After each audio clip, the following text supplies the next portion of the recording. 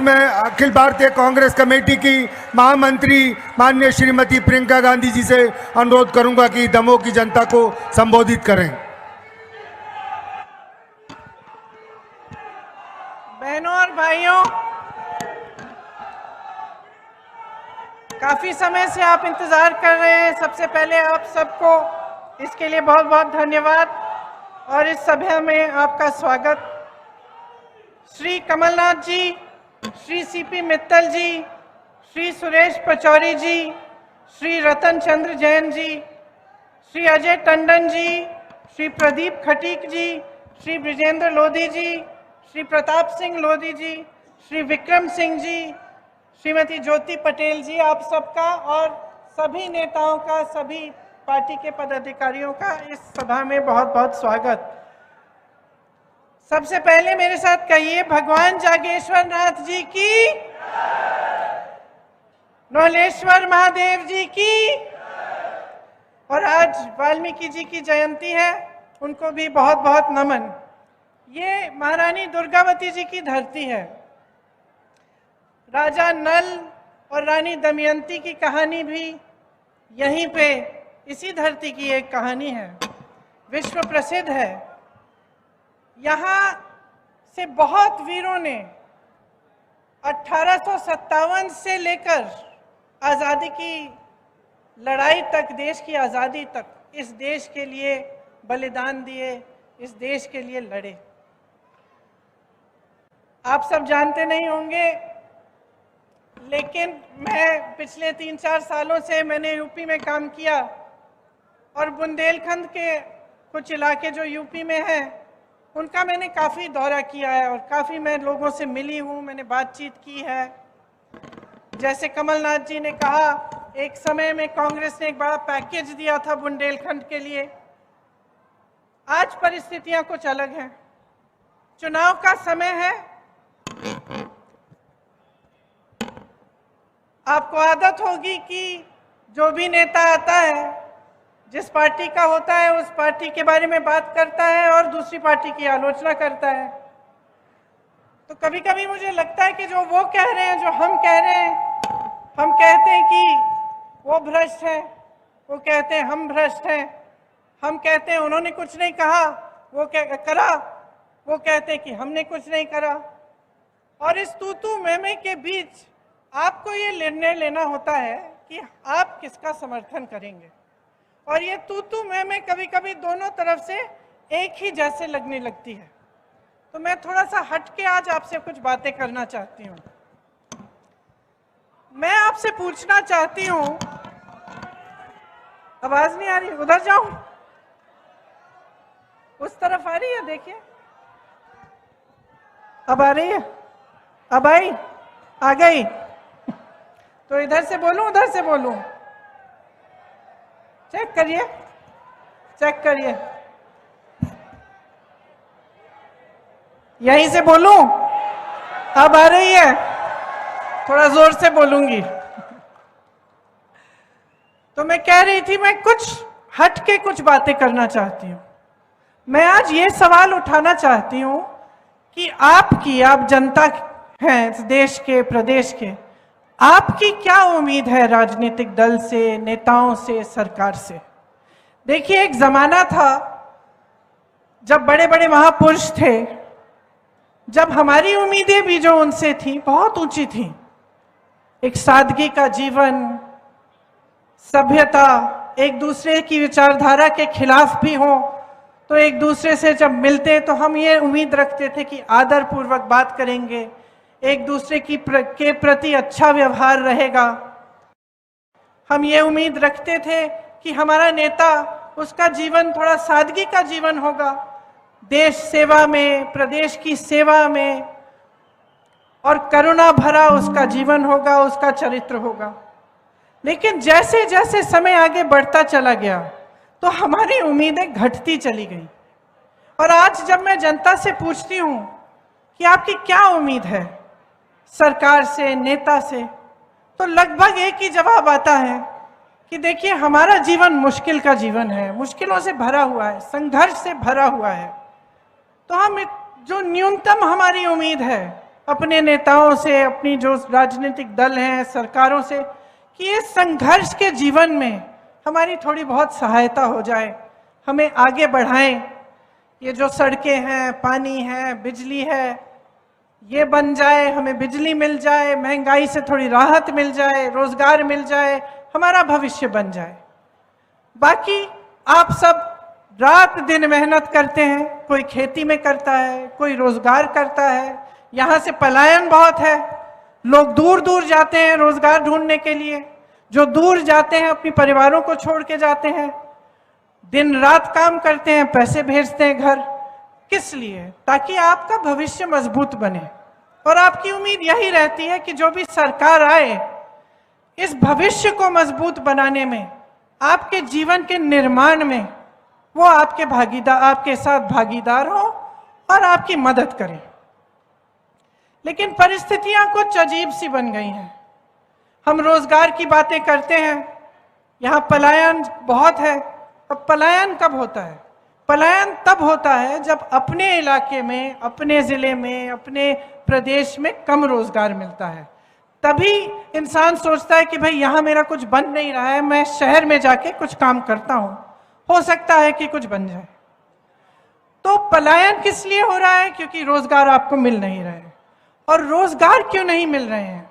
आपने कभी सोचा है कि 45 सालों में सबसे ज्यादा बेरोजगारी आज है हमारे देश में। यहाँ मध्य प्रदेश की जो सरकार है, पिछले 3 सालों में इन्होंने 21 रोजगार दिए हैं। 21 रोजगार।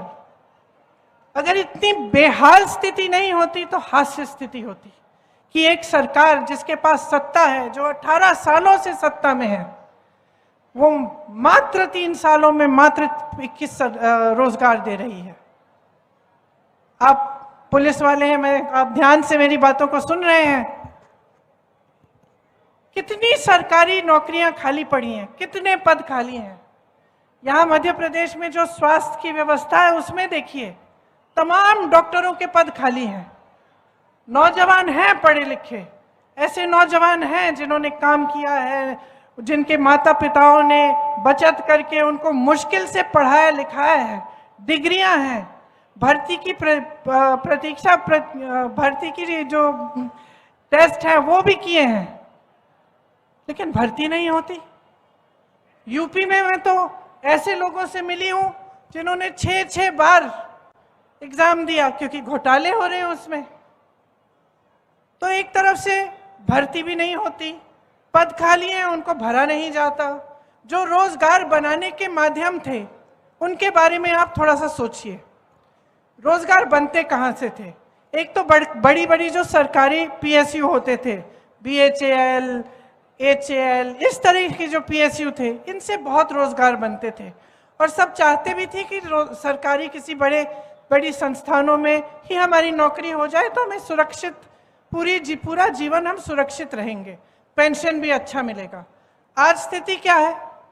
जितने पीएसयू थे, जितनी बड़ी बड़ी जो देश की संपत्ति थी, वो अपने बड़े बड़े उद्योगपति मित्रों को सौंप दिए हैं कौड़ियों के दाम पे। तो रोजगार कैसे बनेंगे उनमें से? नहीं बन सकते। अब छोटी दुकानें, छोटे उद्योग, जैसे मैंने यहाँ रास्ते में बहुत सारी देखी और मैं देख रही थी कि छोटी छोटी दुकानें हैं। आपने इन दुकानदारों के, इन छोटे उद्योगपतियों की कमर तोड़ रखी है। पहले आप नोटबंदी लाए, नोटबंदी से इनका नुकसान हुआ।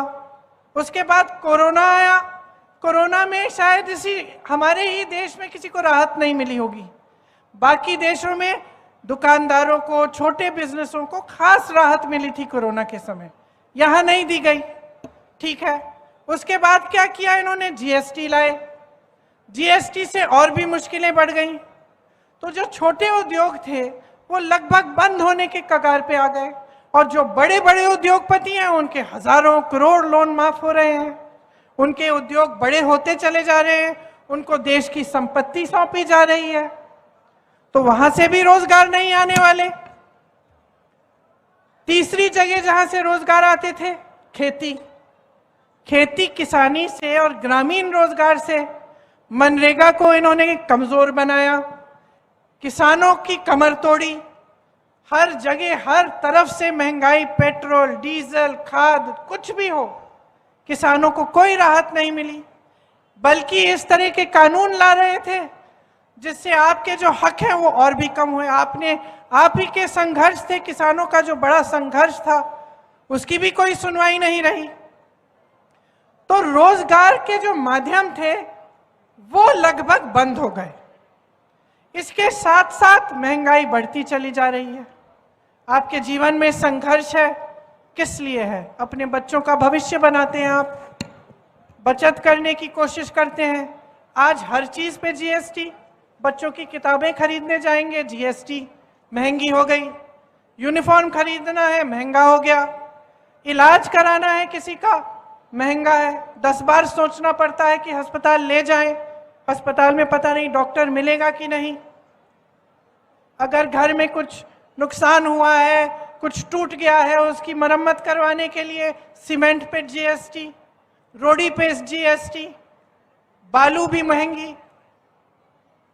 तो आप आगे बढ़ कैसे पाएंगे? एक तरफ बेरोजगारी, दूसरी तरफ महंगाई।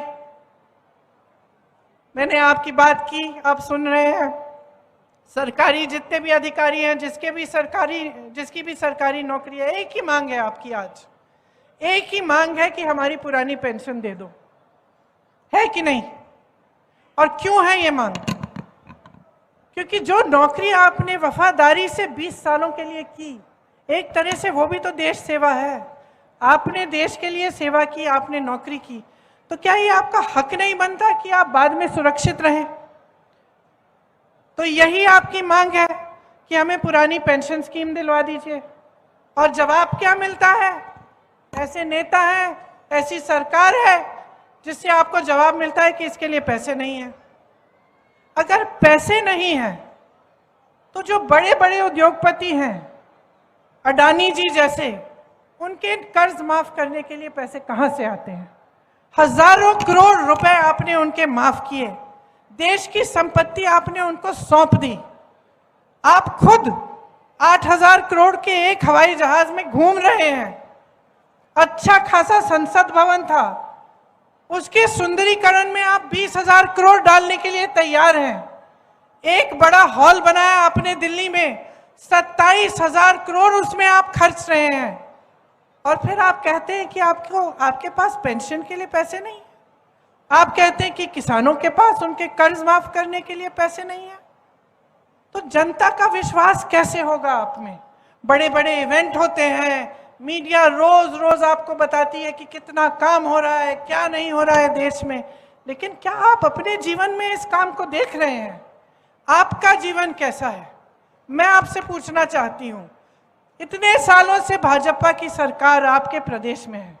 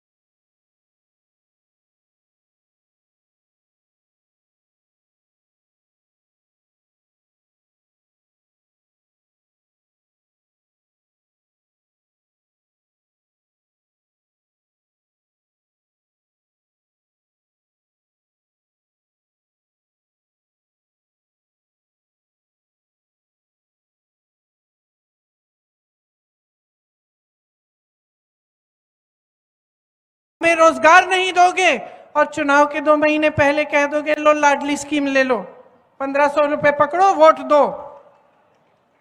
क्या समझते हैं कि महिलाएं सोचेंगी नहीं, कि महिलाएं जागरूक नहीं है? मैं बताना चाहती हूं इनको, सबसे जागरूक महिला होती है, सबसे जागरूक, क्योंकि महिला को मालूम है कि कितना संघर्ष है जीवन में। महिला अपने बच्चे के लिए कुछ भी कर लेगी, चाहे किसी भी घर की महिला हो, अपने बच्चों के लिए कुछ भी करेगी, मेहनत करेगी, कमर तोड़ मेहनत करेगी, जी तोड़ मेहनत करके धूप में पूरे दिन खेती करेगी। इसीलिए वो जागरूक है, इसीलिए वो समझती है कि ये फुसलाने वाली स्कीम है, और वो देखेगी कि क्या कांग्रेस की सरकारों में ऐसी स्कीमें हैं महिलाओं के लिए, किसने आरक्षण वास्तव में दिया है, किसकी वजह से आज गांव में महिलाएं चुनाव लड़ पा रही हैं, पंचायतों में। तो महिला जागरूक होती है, और मैं कह रही हूं बहनों और भी जागरूक बनो। स्कीम्स ठीक है, सारी सुन लो, देख लो, लेकिन वोट जो है ना अपने भविष्य, अपने बच्चों के भविष्य के लिए डालो। और इसमें आपका कर्तव्य बनता है कि सोच समझकर अपना विवेक का इस्तेमाल करो। देखो क्या क्या है ये गारंटी, कहां कहां ये लागू हो रही हैं। अब एक लिस्ट है, मैं आपको बता देती हूं क्या क्या है। धान का समर्थन मूल्य आपको 2500 रुपए कह रही है कांग्रेस पार्टी देगी, ठीक है, हमने कह दिया, हम मन से चले गए और हमने किया नहीं। आपकी क्या गारंटी है कि हम करेंगे? छत्तीसगढ़ में देखो, छत्तीसगढ़ में 2400 रुपए आज मिल रहे हैं धान के लिए। तो देखो क्या हो रहा है, फिर कहो हाँ ठीक है ये सही बात कर रहे हैं, तभी वोट दो अपना, मेरी बातों पे मत चलो। किसान के कर्ज की माफी की बात हम कर रहे हैं, किसान कर्ज माफ किए कमलनाथ जी ने, जब 15 महीनों के लिए इनकी सरकार थी तो किए। तो आपको मालूम है कि चलो इन्होंने करके दिखाया, ये फिर से करेंगे। 100 यूनिट बिजली माफ, 200 यूनिट बिजली बिल हाफ, बिजली बिल माफ की थी इन्होंने।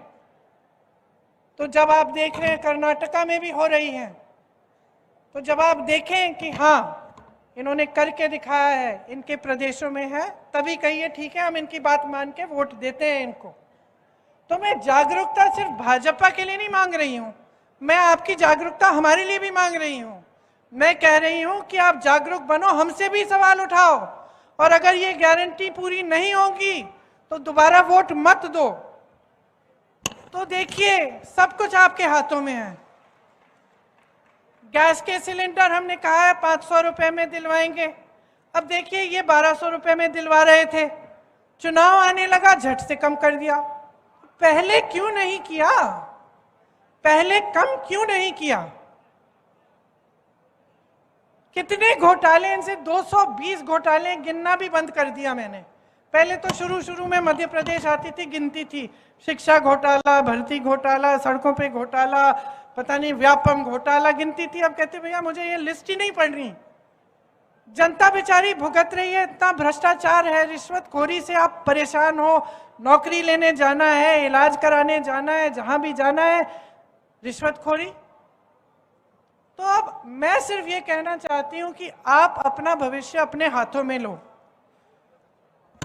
आजादी की जो लड़ाई थी, इतने महापुरुष शहीद हुए, आपके लिए लड़े, किस लिए? ताकि आपकी शक्ति आपके हाथों में मिले। वरना अंग्रेजी शासन और अब के शासन में क्या फर्क होता? फर्क तो ये है ना कि ये लोकतंत्र है, फर्क तो ये है कि आप शिकायत कर सकते हैं, आप नाराज होते हैं तो आप सरकार बदल सकते हैं। फर्क तो ये है कि आप अपने हाथों में अपनी शक्ति और अपनी जिम्मेदारी ले सकते हैं।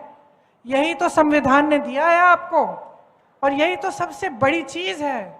पूरे विश्व ने देखा कि कैसा आंदोलन चला हमारा, और आज आप आंखें मूंद के उस स्वतंत्रता को आप गवा देंगे क्या? उस शक्ति को गवा देंगे, उस जिम्मेदारी को गवा देंगे जो आपको दी है संविधान ने? मैं तो कहती हूं कि ऐसी सरकारों को गवा दो, ऐसी सरकारों को हटा दो।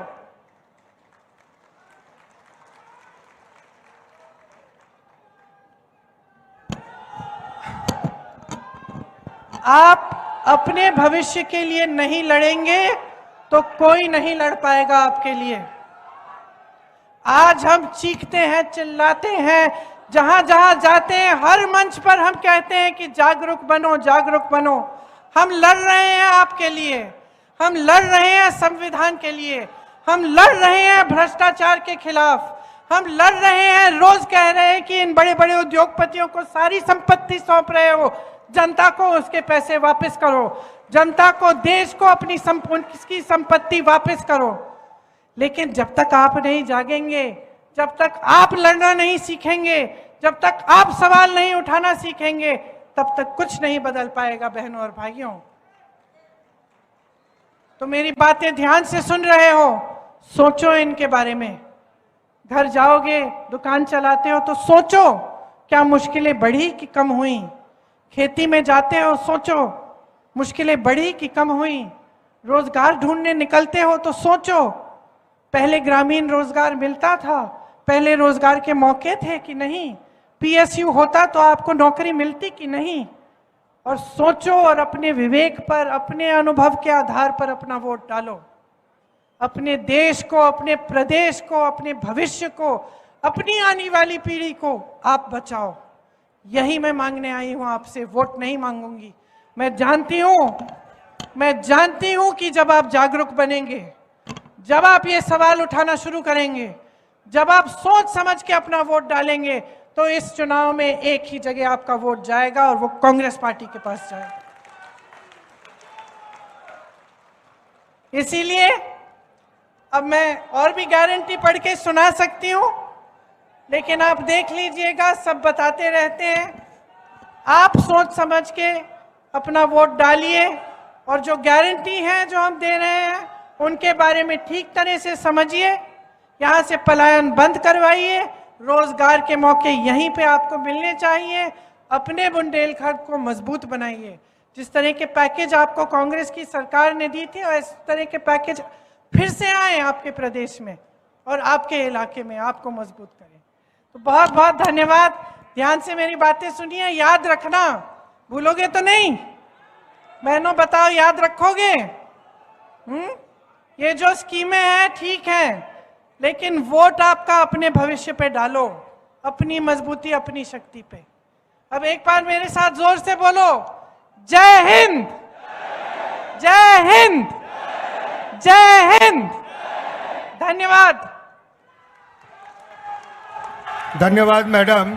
आज दमोह की आम जनता ने कांग्रेस के चारों उम्मीदवार को जिताने का मन बना लिया है और मैं माननीय कमलनाथ जी की